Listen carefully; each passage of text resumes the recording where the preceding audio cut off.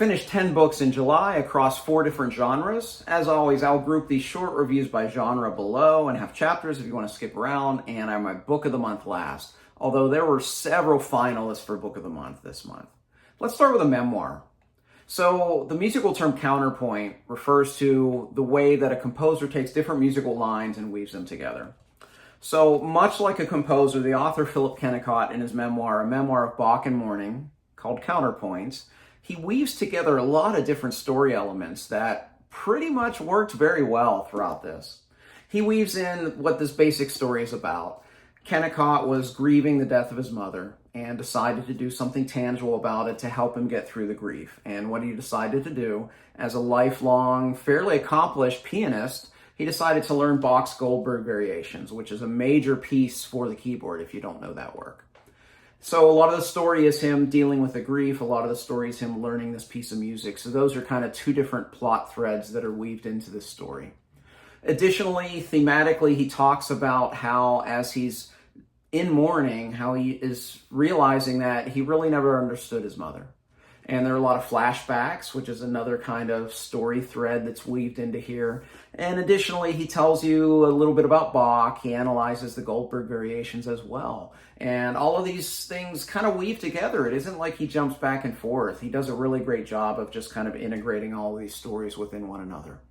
What I found most interesting is, as the musician, what drew me to this was Bach, Johann Sebastian Bach, maybe the greatest composer who ever lived. But I found the stories that Kennicott told about himself, his personal stories, dealing with the grief, his remembrances of his growing up, the stories of his mother, I found those stories a lot better, a little more interesting to me. And I just felt that there was just the closeness and the personal nature of those stories that connected a lot more than when he was talking about Bach. I will say, if you decide to read this, if this sounds interesting to you, I think you need to have a little bit of a passing knowledge into Bach and the Goldberg Variations. So I would say at a minimum, get a recording of that piece so that you understand when he's doing minor analysis of it, you can at least understand the broad strokes of what he's talking about. Kennicott is a music critic and he has a very enviable vocabulary. However, sometimes it made this book feel a little bit overwritten when he was kind of flexing kind of his word choices here and there. But overall, I think this is a very good book. I'm glad I read it. I really enjoyed it. And I think for the right kind of reader, this is a book that you will enjoy as well if you are that kind of reader. Let's talk next about Outer Dark by Cormac McCarthy. I have been very hot and cold with this author. The Road, one of my favorite books ever. The Border Trilogy, I kind of like the first book and then actually DNF the second one. So I've been kind of hot or cold with this. And Outer Dark is kind of in the middle for me, so I'm still wondering about McCarthy as an author for me. So Outer Dark is a very dark story. It starts with a very dark act, and then there's one at the end that just puts it on a whole nother level. It's literally one of the darkest things I've read in literature. It's set in a very sparse, I think it's in Appalachia, and you're following a brother and sister as they're on both different kind of journey in this book. McCarthy's prose, which I love in The Road, and I think it works really well here. It's very sparse, and I think it does a great job at kind of painting the picture of both the bleak landscape of kind of this destitute, poverty-ridden part of Appalachia where this is set, and it also kind of informs in the bleakness of the characters, and I think it works very, very well here. My biggest issue with this is when I got to the end, I didn't know what the point of the book was. I didn't understand on a deep enough level thematically what he was trying to portray. And I got to the end and I just felt, well, that was good.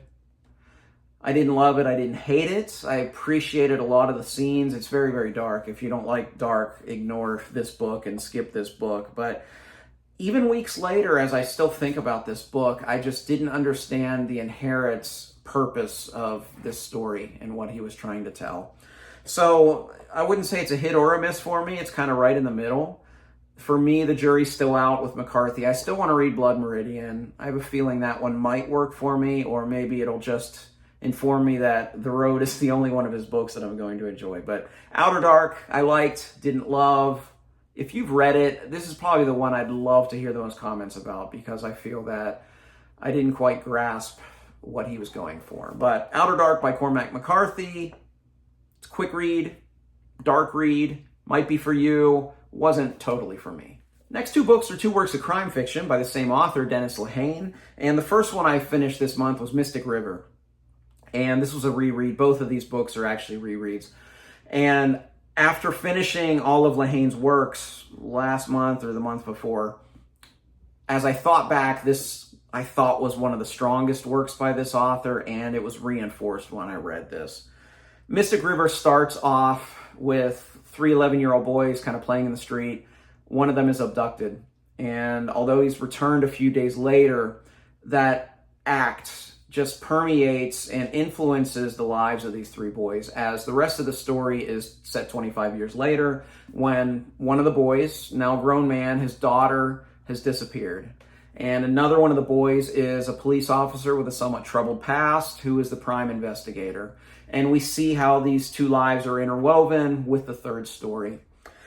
When I originally read this, my biggest complaint with this book is that I figured out the ending too soon.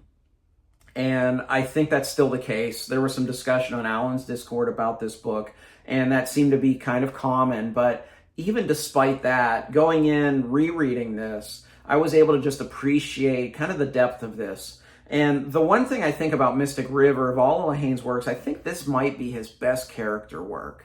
It seemed like all of the characters, especially the secondary characters, just seem to have a lot more depth than what you typically get in a crime fiction novel.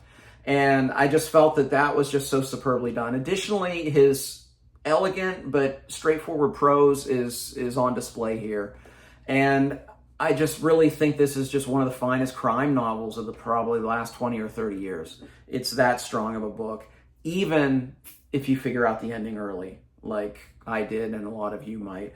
Mystic River is fantastic. Even though it's not my book of the month, it's on the short list. It's better than several other books of the month that I've chosen this year. Just happened to be read during a very, very busy month of great books. But Mystic River by Lehane is one of his best. It is a standalone. So if you've never read Lehane, you could start with this one, and I think you get a lot out of it. And if you do, come back and let me know, because I love to hear people reading Dennis Lehane, because I think he's overlooked and he's far better than just a crime fiction novel in my mind.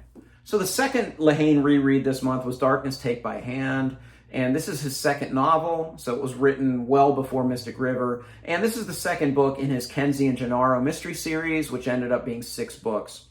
And I'm rereading all of these because I'm putting together a big Lehane video, hopefully end of the year. That's the goal, is to try to get this out November or December. So I'm rereading about half of the works that it's just been a while. I want them fresh in my brain so that I can talk intelligently or somewhat intelligently about them in that video.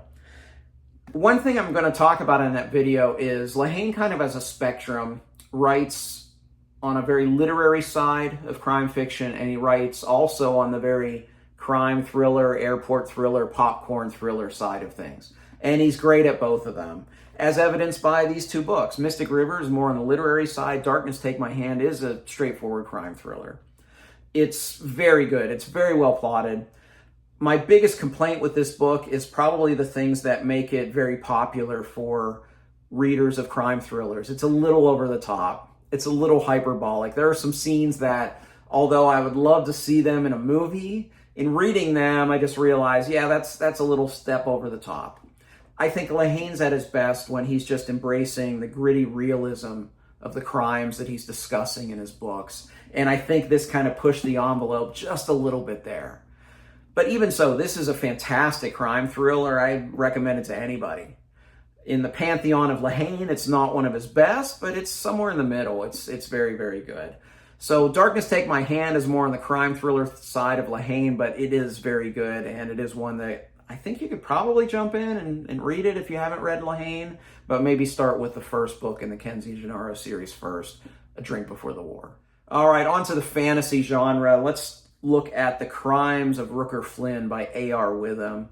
So, full disclosure before I start this review, I was an alpha reader for an earlier version of this book last year, in fact, for the whole trilogy. So I read an earlier version of this book, but I loved it so much I couldn't wait to see the final product, and the final product is fantastic. This is the first in a trilogy called The Locke Institute. And The Locke Institute isn't what it seems, but I get ahead of myself. A.R. Witham is an author, self-published author that you probably know. He published The Legend of Black Jack 2 years ago, and it was kind of a booktube darling, as it should be. It was this nice, great adventure tale about this boy named Jack who's from Chicago, and he ends up in this magical world of Keymark. It read a little bit young, but it was just a fun, old-fashioned adventure tale with some great characters and just a great storyline. And me and a lot of other readers really enjoyed that book. Well, Crimes of Rooker Flynn is also set in Keymark, but it is not that light adventure tale that is geared towards a younger viewer. You can even tell by the things on the page here. I mean, that you can tell this is going to be a much different kind of story here. You see these ugly arachnids. They're called the Shik, and they're actually kind of like human size. They're really big. They're horrifying. And this is a much darker story. I mentioned this is the first book of a series called The Locke Institute. And The Locke Institute fancies itself as this kind of institute of learning, and the headmistress with the brilliant name of Gerba Whipmarples sees herself as someone who's educating these downtrodden people in society. But in reality, it's a prison, and she's a warden. And Rooker Flynn did have a small role in The Legend of Black Jack, and he finds himself thrown into this Locke Institute and is trying to escape. There are two protagonists I'll let you discover if you read this book, which I hope you do. I'll let you discover who the second protagonist is, but Crimes of Rooker Flynn will go down so fast because you will just be propelled from chapter to chapter.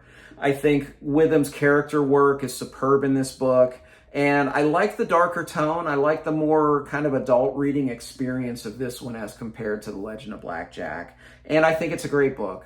Now, if you're someone like me who fears when he sees a book one from an author that the rest of the books are not going to come out, book 2 will be out at the end of the year, and book 3 is going to be out early next year. Additionally, if you want to hear a little bit more about this, I did interview the author on the channel. I'll link that video in the cards at the end of this video. But I had a great talk with him, and we started spoiler-free for most of the video. I don't know, find out. If we go to spoilers, we usually tell you. But this is a great book. This was also a finalist for my book of the year, book of the month. So it might be a finalist for book of the year too. But The Crimes of Rooker Flynn by A.R. Witham, fantastic work by a self-published author that I do recommend. Now, unfortunately, after gushing about a book, I'm going to not gush about a book, because up next is Love and War, which is Dragonlance Tales Volume 3. These are short story collections. These were published in the early 90s, I believe, and they're in the Dragonlance world. They are anthologies, so you get 10 stories by 10 different authors. And this was a very disappointing collection. The first collection in this Dragonlance Tales I thought was very strong. The second one was not as strong, but I think still very good. This one wasn't quite there. It was hurt mostly, I think, because there was a novella by Margaret Weiss and Tracy Hickman in the other volumes that wasn't in this one. There was no novella by them to kind of anchor and have this kind of core story that was very, very good, because that writing pair is so good in this world. There was a novella here with Gold Moon and Riverwind, but it was kind of a prequel and it was very predictable, so didn't enjoy that one quite as well. Now, there were 3 stories in here that I really enjoyed that I do want to highlight, but the collection as a whole wasn't great. But the 3 stories I really enjoyed. The first one was called A Good Knight's Tale by Harold Baxt. He's written a few in these Dragonlance short story collections. I've really liked him. There's one called A Painter's Vision, which was my favorite in this collection. It is by Barbara Siegel and Scott Siegel. This was my favorite in the collection, and all of the books had all the stories had something to do with love or war, and this was more on the love side and had to do with a painter and a lifelong love, and was, frankly, just a really beautiful short story. So if you pick this one up, that one's worth the price of admission. And then the last story, From the Yearning for War and War's End by Michael Williams, was also an excellent one following a knight, and I like the way that was written. It was written a lot differently. Unfortunately, a lot of these other stories, I got to the end, and a couple of them I even asked myself the question, who greenlit this as a short story? Because it didn't seem just like a very interesting or good idea for a short story. So unfortunately, this collection fell flat for me. In fact, it fell so flat for me that I was questioning if I ever want to read more Dragonlance, if I ever want to read authors besides Weiss and Hickman. So hopefully time will soften that stance, but as for now, I'm definitely taking a break from this world, but I'll be back at some point. It's not a top priority, but I do kind of like maybe the simplicity of this kind of storytelling when I read a lot more, I don't know, more advanced kind of fantasy that takes a lot more thought. It is fun to just kind of dip your toe into this kind of world. But Love and War, a bit of a miss for me from a short story standpoint with just a couple gems within. Let's go next to another fantastic work of self-published fantasy that I read this month, and that was The Garden Gnome by Jeff McIntyre. Now, let me be really critical first, because my biggest criticism is right here. Look at this title. I saw this page and I thought, oh, this is going to be a whimsical tale with a cute little garden gnome emerging from the backyard. Oh, it's part of a series. Cool, this looks like this whimsical low fantasy tale. And honestly, it's nothing like that. And it was great. It was better. The author sent this to me 18 months ago, maybe longer. And it took me that long to read this book because this is not my kind of fantasy. And it's a shame because I really love this book and it wasn't this kind of fantasy. Had I known what this book was really about, I would have read it much sooner. So The Garden Gnome, again, title doesn't really give it justice. Garden Gnome's a very minor character. He's only in like 3 scenes. Anyway, The Garden Gnome starts off, in many ways, it feels like a sci-fi thriller. It's set in modern day. You have a big cast. The point of view jumps around. So even though it's kind of a slower burn to start, it feels like it's moving forward because you're kind of getting a lot of the different facets of the people that are going to be in the story. And this is a story of basically the scientists are developing something that is going to bring back magic, but they don't know that's what they're doing. It's kind of a particle accelerator, kind of like the one in Switzerland, but it's outside of Chicago. But there are people that are funding this that know that we're going to bring back magic through this scientific experiment. And they're trying to usher in magic while there's another faction that are trying to prevent magic returning into this world. And what I really liked was the ambiguity, because even after finishing the book, I'm not sure which side is correct. Whether letting the magic not be part of modern society is right, or if we do want to bring it back. So I really love that ambiguity. I thought McIntyre did a great job of just kind of skirting that line and showing characters on each side. Although one of the organizations does seem more nefarious, you still think their overall intentions might be the correct course. So that was very interesting. I think he also does a great job here in just the main characters are portrayed really, really well. I felt a couple of the secondary characters, especially in that organization, they're kind of sitting around a table and like you get a couple paragraphs of exposition about each. Hopefully they'll be fleshed out later. I felt that was one of the things maybe not done as well. But I found myself glued to this. I read this in like 2 days because I was just riveted. It felt like a Blake Crouch thriller where I just had to keep going and find out what was going to happen at the end. And the last probably third of this was very, very well done. Had some interesting twists that I didn't see coming.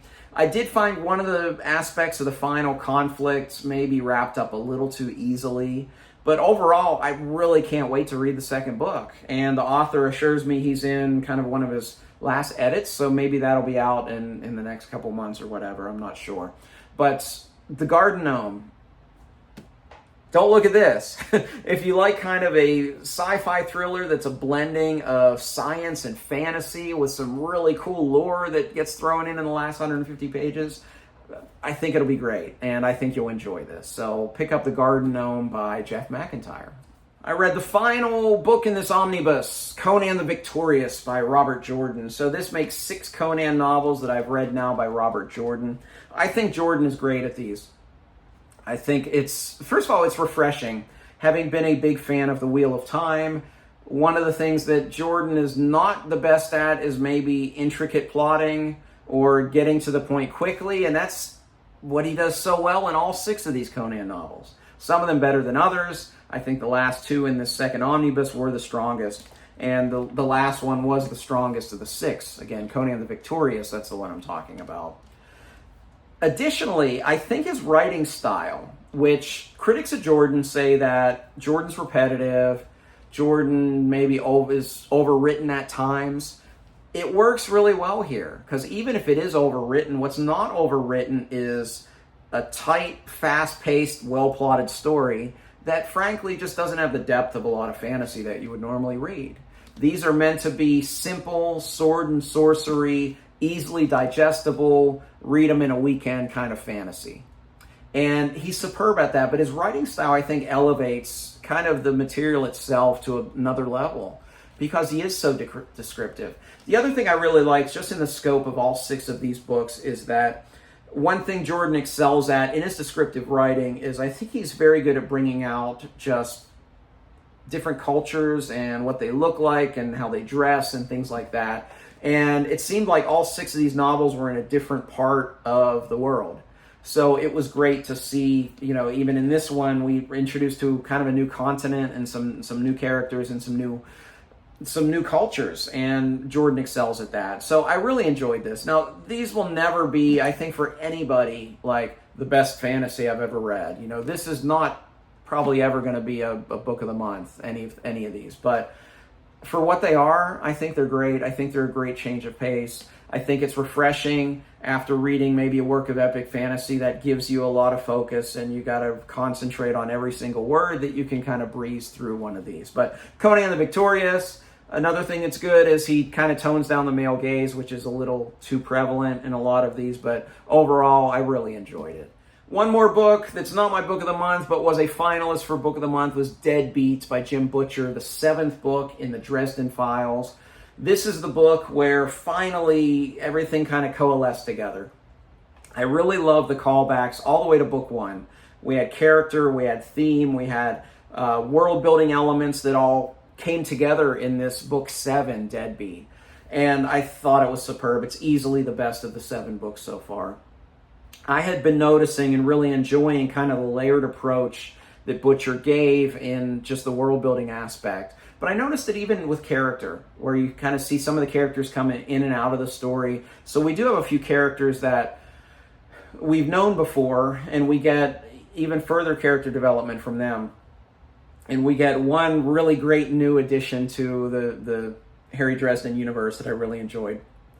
So I love that aspect of it. In this book, Harry is basically trying to find an historic artifact before some necromancers will get it and do very bad things to the world.